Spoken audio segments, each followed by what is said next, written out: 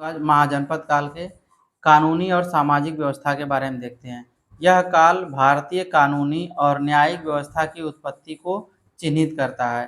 पहले लोग जनजातीय कानून द्वारा शासित होते थे, जो किसी वर्ग भेद को नहीं मानता था। मतलब जनजातीय कानून जिसमें वर्ग भेद नहीं था, भेदभाव नहीं था कि ये इस जाति से उस जाति से, ठीक है, तो वर्ग भेद नहीं था।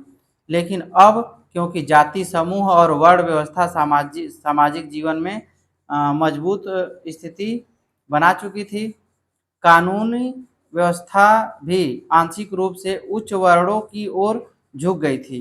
मतलब कानूनी व्यवस्था भी जो थी वो उच्च वर्ण की तरफ क्या थी, आंशिक रूप से झुक गई थी। नागरिक और आपराधिक कानून वर्ण भेद पर आधारित थे। मतलब नागरिक और आपराधिक कानून जो थे वर्ण भेद पर आधारित थे। उच्च वर्णों को पवित्र माना जाता था, ठीक है, उच्च वर्ण जो थे उनको पवित्र माना जाता था और उच्च वर्णों से उच्चतम प्रकार के नैतिक आचरण की अपेक्षा की जाती थी। मतलब ये उच्च वर्ण के हैं तो इनसे नैतिक आचरण का मतलब अच्छे आचरण की अपेक्षा की जाती थी। सभी सभी अक्षमताओं को शूद्रों पर थोप मतलब अधिरोपित दिया जाता था। मतलब थोप दिया जाता था। मतलब सारे जो अक्षमता मतलब अक्षमता से ज़्यादा काम जो होता था उसको शूद्रों पर थोप दिया जाता था। वे न केवल समाज के निचले स्थान पर थे, बल्कि उन्हें धार्मिक और कानूनी अधिकारों से भी वंचित कर दिया गया था। मतलब उनको धार्मिक और कानूनी अधिकारों से भी वंचित दूर कर दिया गया था। शूद्रों पर ब्राह्मणों और अन्य लोगों के विरुद्ध किए जाने वाले अपराधों का दंड कठोरता से दिया जाता था। मतलब शूद्रों पर ब्राह्मणों द्वारा अन्य लोगों के विरुद्ध किए जाने वाले जो अपराध होते थे उसका दंड कठोरता से दिया जाता था, जबकि शूद्रों के विरुद्ध किए जाने वाले अपराधों का मामूली दंड दिया जाता। मतलब अगर शूद्र ब्राह्मणों पे चाहे उच्च वर्ण पे अगर कुछ आपराधिक कृत्य कर देता है तो उनको ज़्यादा दंड दिया जाता था, और वही उसका विपरीत शूद्रों के विरुद्ध किए जाने वाले अपराधों का मामूली दंड मतलब हल्का फुल्का दंड दिया जाता था। नागरिक और आपराधिक कानून शाह एजेंट द्वारा प्रशासित किए जाते थे, जो दंड देने वाले कानूनों का पालन करते थे। आपराधिक मामले बदला लेने के विचार द्वारा शासित होते थे। मतलब आपराधिक मामले जो होते थे वो बदला लेने के विचार द्वारा शासित होते थे, जो इस प्रकार था: दांत के बदले दांत, मतलब दांत के बदले दांत, और आंख के बदले आंख। मतलब आंख पे आपने मारा है तो आंख पे मारा जाएगा, दांत के बदले दांत। मतलब जैसा आप कृत्य करेंगे उसका सेम परिणाम आपको मिलेगा। आगे हम लोग देखते हैं, सामाजिक आर्थिक असमानताओं के उभरने के बावजूद रक्त संबंध अत्यंत महत्वपूर्ण बन रहे और अंततः जातिगत वर्गीकरण में समाविष्ट हो गए। विस्तृत रिश्तेदारों के समूह को नाती नाती कुलनी कहा जाता था। कुल विस्तृत पितृवंश को लक्षित करता था, जबकि नातक में माता और पिता दोनों ही तरफ के रिश्तेदार सम्मिलित थे।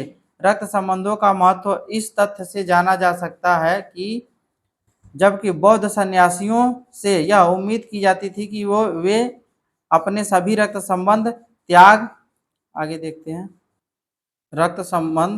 त्याग देंगे, मठों के नियम उन्हें छूट देने के लिए झुक जाते थे।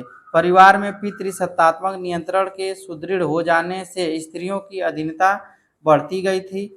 स्त्रियों की लैंगिकता पर कठोर नियंत्रण सिर्फ पितृवंशी संपत्ति के हस्तांतरण के लिए आवश्यक नहीं माना जाता था, बल्कि सगोत्रीय विवाह व्यवस्था कायम और बनाए रखने के लिए भी आवश्यक था।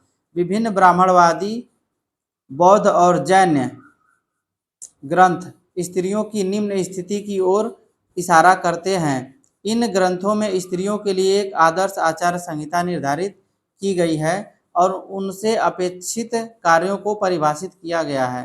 परिवार में बढ़ती हुई पितृसत्तात्मक प्रकृति को देखते हुए यह आश्चर्यजनक नहीं लगता है कि पुत्रियों से ऊपर पुत्रों को तरजीह दिया जाना जारी रहा। वंशावली को चलाने और पिता व पूर्वजों के अंतिम संस्कारों का पालन के लिए पुत्र का होना आवश्यक माना जाता था। संयुक्त निकाय में बुद्ध को प्रसेनजीत कौशल नरेश, जो कि पुत्री के जन्म से चिंतित था को सांत्वना देते हुए दर्शाया गया है। बुद्ध उससे कहते हैं, चिंता मत करो, यह नर संतान से बेहतर साबित होगी, यह बड़ी होकर बुद्धिमान और धार्मिक बनेगी।